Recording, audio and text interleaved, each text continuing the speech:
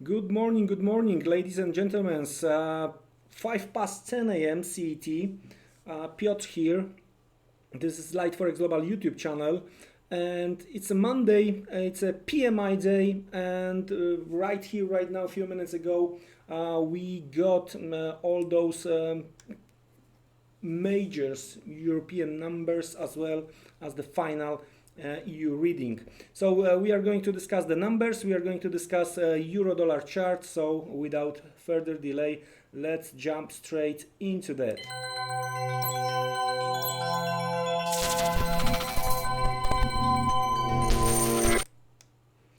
Okay, ladies, gents, the French one was the a little bit of the disappointment, especially from the manufacturing perspective. Market was waiting for 51.5, we got 50.3, and the previous one was 51.7. So on the verge of the break below 50, right? The services PMI, well, it's still doing quite well, 52.4, estimation was 52.1, previous 52.2. And the France composite PMI for the December 52, estimation 52, previous 52.1. So this manufacturing PMI dragged the overall number a little bit lower. And the comment was that the latest PMI data from the France pointed to further activity growth in the French private sector, but revealed disappointing results for the manufacturing sector, right? So this dropped, well, it's, as I mentioned, on the verge, on the contraction. So that's how the French PMI looks like. Then the German one, another disappointment here. Well, manufacturing PMI 43.4, estimation 44.6. So huge drop here as well. The previous one 44.1. Services 52, estimation 52, previous 51.7. So the services was like trying to hold up well. So the total German composite PMI 49.4, estimation 49.9, right? So the estimation was like on the, yes, like we are going back to 50. Unfortunately, no, not yet. The previous one 49.4. Then the total Eurozone manufacturing PMI 45.9, and be careful, estimation was 47.3, the previous 46.9. Eurozone services PMI 52.4, estimation 52. Oh yeah, services are doing well, come on, let's have a party. Previous 51.9, and Eurozone composite PMI 50.6, estimation 50.7, previous 50.6, so on the verge on move below 50. So in that case, let's have a look what we have from the euro-dollar perspective. There was attempt to go higher. Let me make it a little bit different, 1 second.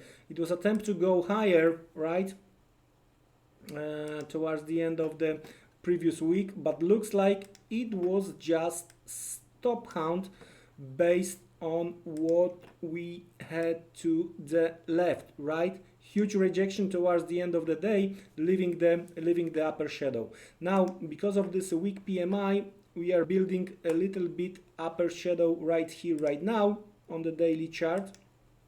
And well, I'm not sure if we are going to get there, but I would like to try to trade this possible swing high, right? So what I would like to see, retest of the 1155, right? Something we've seen last Thursday, all right? Not sure if we are going to get that, guys, but that's how I see the things from this daily chart perspective. So that would be some kind of the swing high to the upside, and because we hit some stops to the upside, so that would be the very good time to try to hit some stops to the downside. And the first stops to the downside are something below 1050, and I still do expect we should retest levels close to 110, 109.90, and that would be the first target. The second target would be closer to 109, and I wouldn't, and below, with stop count below, and I wouldn't be surprised at all to see the whole price action to the downside towards 109. We see even this year, right? Still we have like 2 weeks left, so that's gonna be very, very interesting. So let's have a look if we have something from the lower time frame perspective, if we can try to use something. Well, it's very, very similar to what we discussed from the daily. I know some may see it looks like possible head and shoulders. Well, it looks, but again, that's what I'm waiting for, and we didn't quite get there, right? So even if I would wait before the Europe starts, right, I wouldn't be filled most probably.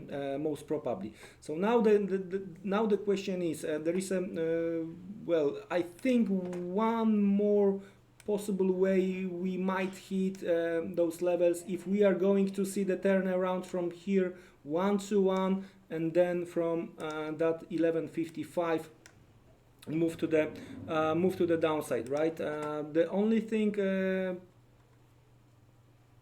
can produce this type of the spike might be either the information related to the US-China talks, or the afternoon US PMI, both services and manufacturing. Eventually, if weaker, we might see some kind of the spike to the upside, but that's what I'm going to try to fade.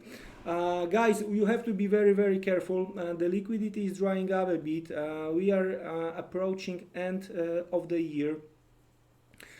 We still have some nice events this week. Just to mention Bank of Japan, just to mention Bank of England, just to mention UK CPI and Canadian CPI. Also, we have to remember that the UK politics are going back to the parliament and may vote for in favor of Boris Johnson Brexit agreement. Anyway, I'm watching today. I'm watching strictly euro dollar, at least for now. After this week PMI, we will see. Overall, we have the over the course of the day we have PMI worldwide. So, well, fingers crossed for this euro dollar, and let's see if we can get what we are waiting here. It was my pleasure to be with you here with this PMI update. Don't be trapped, guys. Have a great rest of the European session, and see you around. Goodbye.